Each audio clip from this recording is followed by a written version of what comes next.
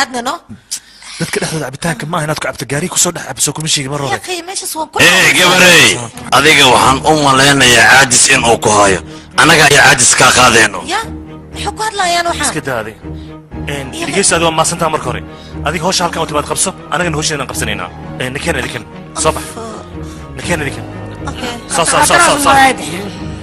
dhageysta inaad sidaan ku baxdaan ma ahan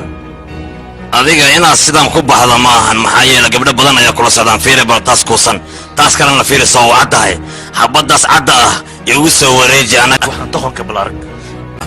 nimankan aa u jeeda tuugo way tuugadagna magaalada sam adiga khatar ayaad iska dhigaysaa soo maahan